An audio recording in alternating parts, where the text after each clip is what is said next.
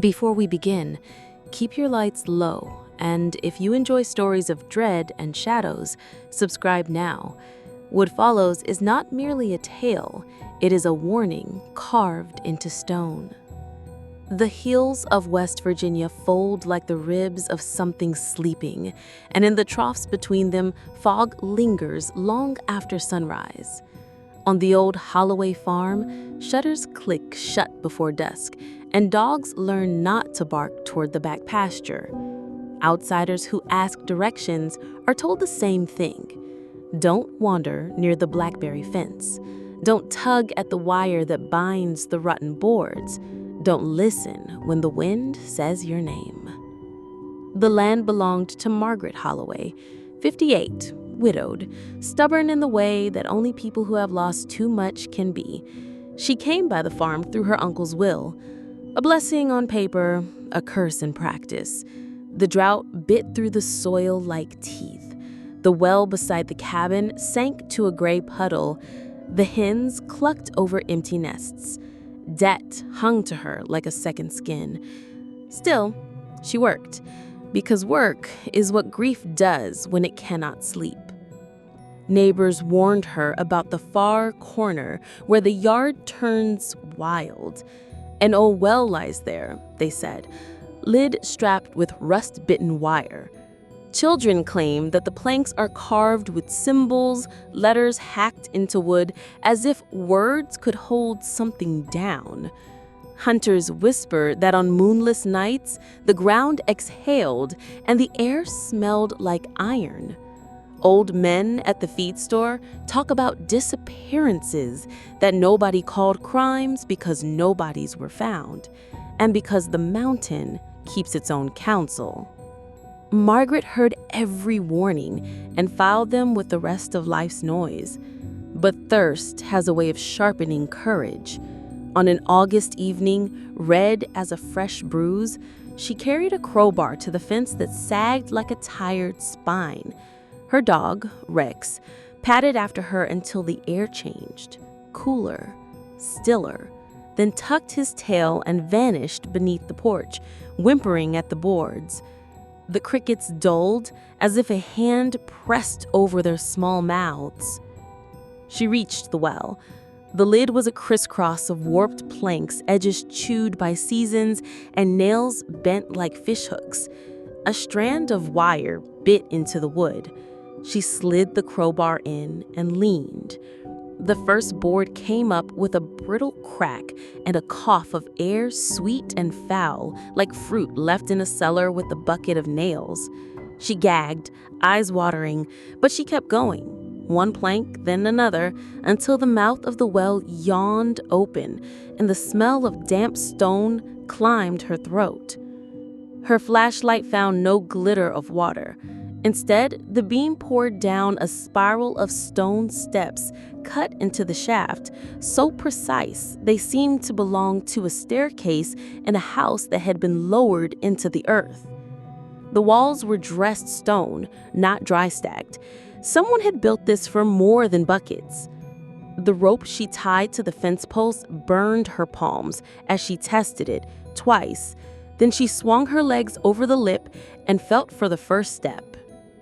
The descent trimmed the world to breath and stone. 30 steps down, the night's heat thinned into cellar cold. On 40, the beam of her light trembled, not from her hands, but because the darkness pushed back just enough to be felt.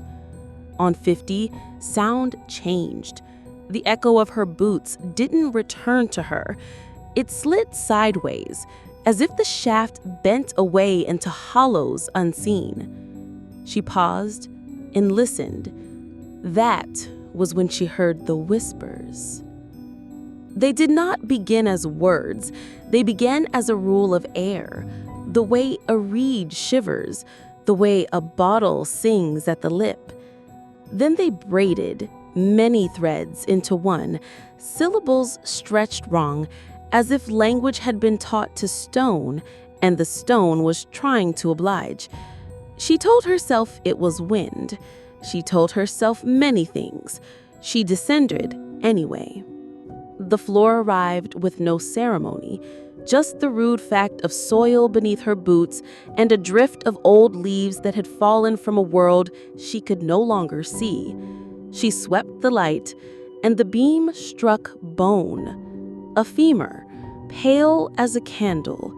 The circle widened, ribs threaded like baskets, skulls tilted as if listening, a wrist shackle locked around nothing but memory. Chains ran into the wall and disappeared. The stones there were stained a brown, older than rust. Margaret recoiled, boot sliding. Her palms splayed against the wall, felt chisel marks, felt a groove like a tally, cut and cut again. She swallowed the sour taste in her mouth and turned upward to call, because calling is what people do when they discover the worst. "Hello?" she shouted. The shaft carried her voice away and returned it, small and ashamed. Footsteps answered, not hers. Above, slow and certain, someone walked the rim of the pit. The light thinned. A shadow passed the mouth of the shaft. Wood scraped stone, one plank, then the next. The last sliver of evening closed like a coffin on a coffin. The dark became complete, not the absence of light, but a presence that pressed. Margaret's heart banged against her sternum hard enough to bruise the bone. She backed into the wall and put both hands flat to feel the world under them. The rock was cold and strangely smooth, as if palms had polished it for 100 years. "Please," she called, "I won't tell anyone." The words broke into ice as they rose. A long pause followed, not silence, but a waiting, like a room holding its breath. Then a voice. An older woman's voice, patient in the way of someone who has repeated the same truth too many times. "You shouldn't have opened it." Margaret knew that voice. She had heard it at the mailbox, at the pie table at the church sale, in the aisle where feed sacks rustled like dry paper. Lydia Harper lived 2 miles down the rutted road in a house with one lit window and a porch swing that never seemed to move. Folks said Lydia kept to herself because grief is a tight coat. Some said other things. Some remembered another name entirely. "Lydia?" Margaret whispered into the dark, and the dark did not give the word back. "Please." The voice slid down through the cracks between the boards. Promises wash away. Dreams loosen tongues. I keep what the hill gives me. Margaret's light skittered on the ground and snagged on the corner of something modern, a plastic aglet on a shoelace, a reflective strip from a child's backpack. The beam climbed and found a hint of bright thread knotted in a rusted link, the color unfaded from the dark, as if the earth refused to claim it. Her breath stalled. The well did not only remember the past, it remembered last year, last week. She thought of the ledger in her uncle's desk, pages with names that stopped mid-ink, with dates that did not end. She thought of how he muttered in fever, "Lydia's watching, Lydia's waiting." She chalked it up to a brain boiling under blankets. Down here, the fever was hers, and the words fit the walls like mortar. A damp draft wandered the chamber and lifted the hairs on her forearms. It seemed to move without moving air, like a memory brushing skin. In that strange breeze, the whispers rose again, closer now, braided tighter, as if the bones themselves had learned how to speak by echo. Margaret pressed her back to stone, shut her eyes against a darkness that did not care, and made the first of the small bargains people make when terror gives them a pen. She would forget. She would forgive. She would seal the boards herself. She would never come back. The well, which knew every bargain, answered with nothing at all. and above, the porch swing creaked for the first time in years. Margaret didn't remember climbing back up the rope. She remembered the weight of her body trembling, the calluses on her palms tearing open, and her nails clawing at hemp fibers until they split. She remembered the way the whispers clung to her hair like smoke, following her into the shaft. But when she blinked again, she was already on the grass above, staring at the lid of the well as if she had been spat out by something that didn't want her yet. The night air wrapped her lungs, warm again, too warm, as though the cold beneath had been a separate season that lived in the dark. Rex, her shepherd, whined from under the porch but did not come closer. His eyes glowed in the lantern light, wide and wet with fear. By dawn, Margaret was sick with exhaustion, but the farm gave no mercy. The hens clucked hungrily, the soil cracked, the bills stacked. She moved through chores in a fog, hands working without memory. And always, from the corner of her eye, she saw the fence. The blackberry vines seemed taller, as though they had drunk deeply in the night. That evening, a knock came at her door. It was Sheriff Thomas Granger, a man built like the hills themselves, broad, unshakable, carved with deep lines of suspicion. He tipped his hat, but didn't smile. "Mornin', Miss Holloway. Folks have been talking. They say they saw your lantern out past midnight down by the back field." Margaret stiffened. "Just fixing a fence." His eyes drifted past her shoulder into the cabin, as though expecting shadows to answer for her. "Strange thing. 2 hikers never came home last week. Took the ridge trail, should have been back by supper. We found their packs, not them. You seen or heard anything?" Her throat burned. She thought of the shoelace, the backpack strap glinting in her flashlight's beam. She forced her voice steady. "Nothing but coyotes." Granger chewed that answer like old tobacco, slow and doubtful. "If you see something, you best tell me. Mountain keeps secrets, but secrets rot, and rot spreads." When he left, Margaret shut the door and bolted it, though she had never locked a soul out before. She pressed her forehead to the wood, breathing shallow until she realized the whispers had begun again, not from the well, but from inside the cabin itself. They'd threaded through the beams, crawled along the rafters, seeped from the cracks in the floor. Words indistinct yet insistent, as if they were learning to shape themselves into her tongue. Her lantern flickered. The shadows deepened, stretching toward her like reaching hands. Margaret stumbled back, snatched the Bible from the shelf, and slammed it open. The pages fluttered like wings in a storm, landing on Psalm 23. She read it aloud, voice shaking. "Though I walk through the valley of the shadow of death, I will fear no evil." But the words collapsed under the whispers. They bent, twisted, and in her ears they became mockery.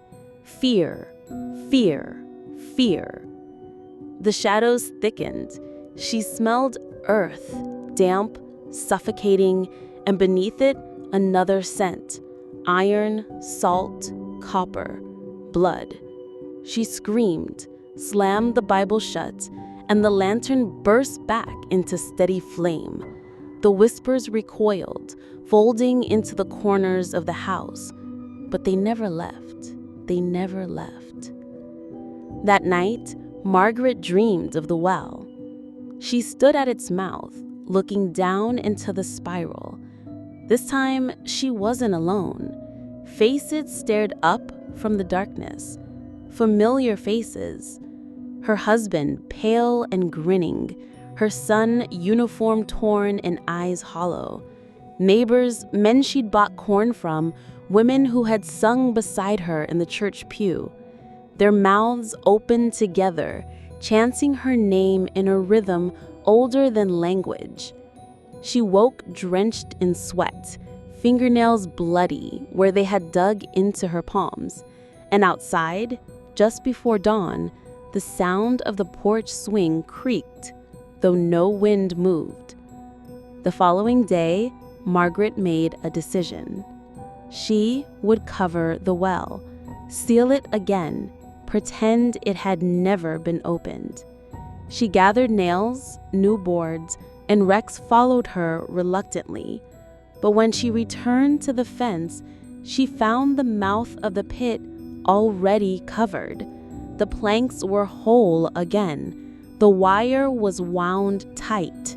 The symbols were sharper, darker, etched deep as if by fresh knives. Margaret dropped the hammer. The boards weren't hers. Someone, or something, had been there first. And in that moment, Margaret realized the truth. She had not uncovered the well. She had awakened it. The days blurred after that morning. Margaret no longer marked them by sunrise or sunset, but by the strength of the voices. Some mornings, they were whispers, sliding under her floorboards like smoke. Other times, they rose to a chorus so loud that the walls trembled, as if the cabin itself had become their throat. Rex grew worse.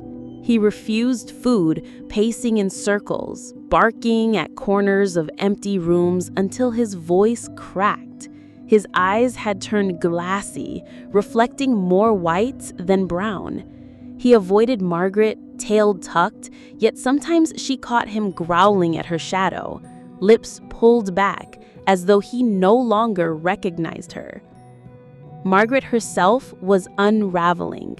Sleep abandoned her. Hunger slipped away. She stared at the planks covering the well, wondering if the boards looked tighter each morning, as if something inside was pushing against them, swelling with pressure. One evening, as dusk folded into the hills, Margaret heard another knock on her door. She flinched, praying it was the sheriff. Door. No one stood outside.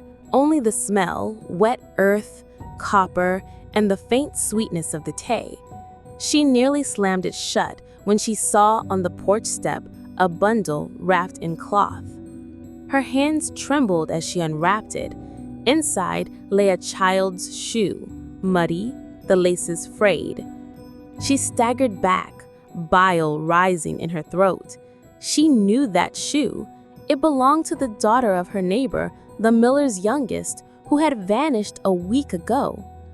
Margaret screamed and hurled the shoe into the yard, but the sound of children laughing echoed after it, circling her cabin like fireflies. The sheriff returned 2 nights later.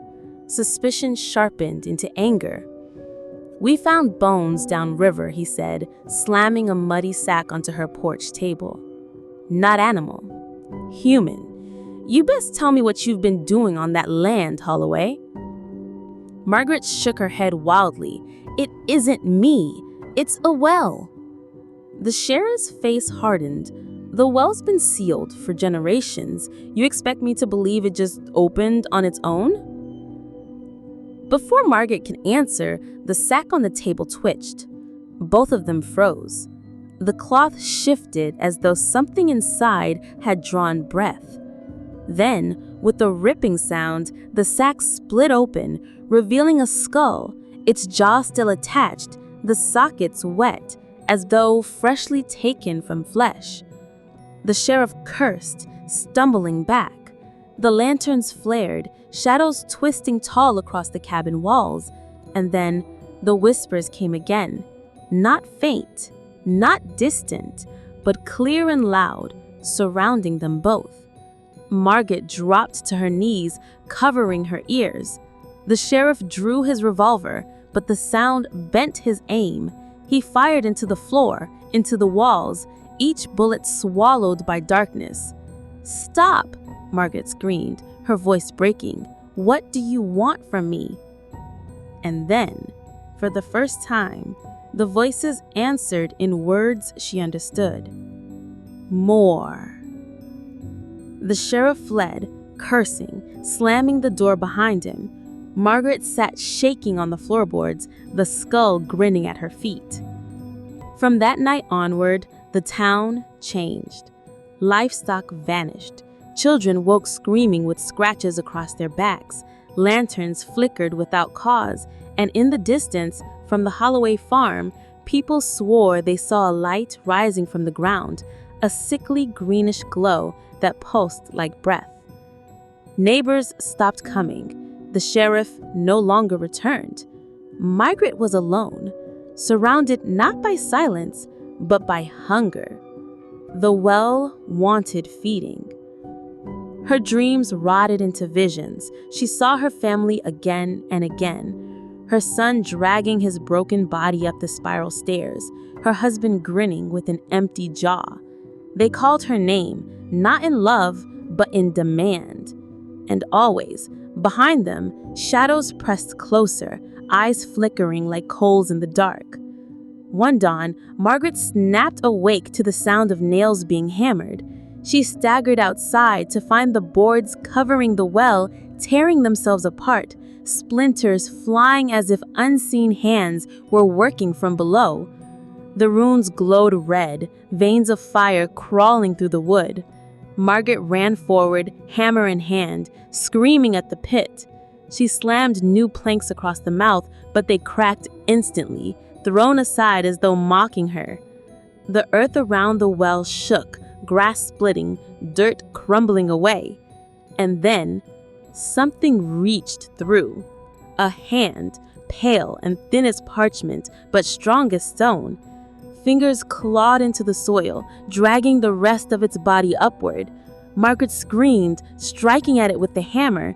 The bones beneath its skin shifted like worms. Its face was no face at all, just hollows where eyes should be, and a mouth stretching far too wide. She beat at it, crying, but more hands followed. Dozens, pale, broken, each one pulling, each one climbing, the spiral below spilling them out like ants. The whispers had become a chant now, deep and guttural, vibrating in her chest. More, more, more. Margaret fell back, clutching the Bible to her chest, screaming passages, but the words withered before they left her tongue. The air was filled with the sound of bones grinding, of chains rattling, of countless voices demanding. Rex barked once, sharp and furious, before leaping at the first figure. His teeth sank into its arm, ripping, but instead of blood, black ash poured out. The figure turned, grabbed Rex by the throat, and with one effortless motion, twisted. The dog's body fell limp to the ground. Margaret collapsed, wailing as the figures dragged themselves free from the pit. The well had not been a prison. It had been a womb. And now, its children were born. The Holloway cabin was no longer a home. Its walls groaned as though something enormous pressed against them from the outside, testing the strength of wood and stone. Windows wept condensation in patterns that resembled faces. The floor shook in rhythms like footsteps, though Margaret was alone. Except for the things that now crawled from the well. They were everywhere. Pale, shivering, many still dripping soil from their bodies. Some bore scraps of clothing, fragments of uniforms, dresses, overalls that belonged to those long lost in the valley. Others had no trace of humanity left, just twisted frames that bent like wet branches. Their mouths never closed, their chant never ended. More, more, more. Margaret ran from room to room, hammering shutters, dragging furniture against doors, but it was useless. Every plank she nailed warped within minutes, splitting as unseen hands pulled from the other side. The well had not stayed buried for centuries because of men. It had stayed buried because it was patient. Now it was hungry. She fled to the cellar, clutching Rex's old collar in her fist, the only piece of him that hadn't been crushed. The Bible trembled in her other hand, pages soaked with sweat. She fell to her knees among jars of pickled beans and potatoes, whispering prayers that no longer felt like her own. Then came the scratching.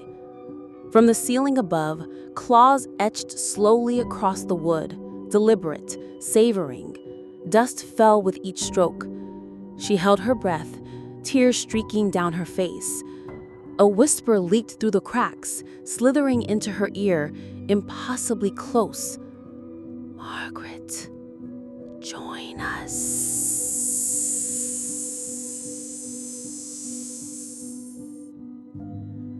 She screamed, threw the Bible at the sound.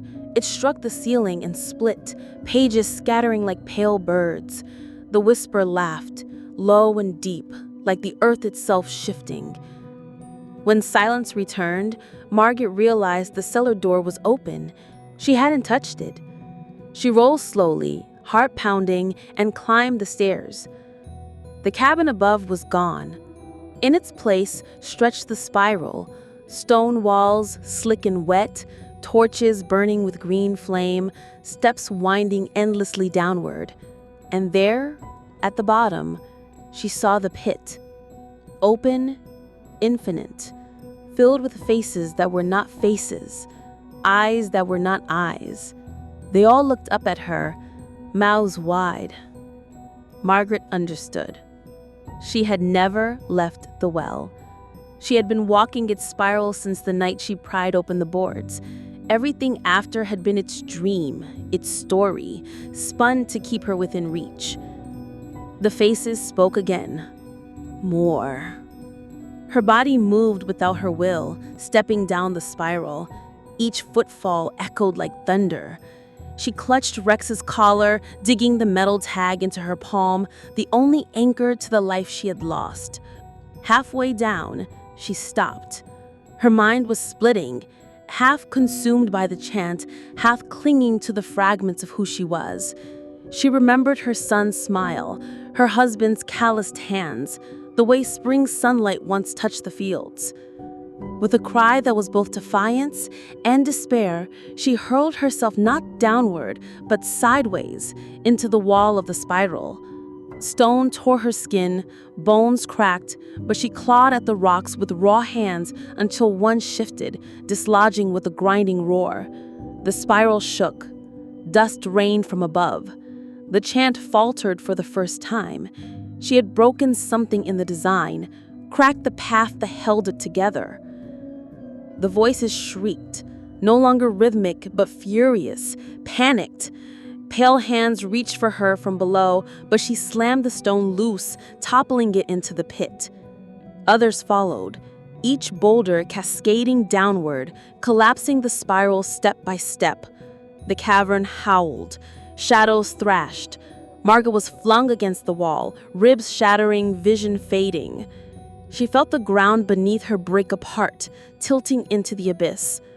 Her last sight was the pit swallowing itself, folding into darkness, collapsing like a dying star. And in that instant, the chant changed one final time. Enough.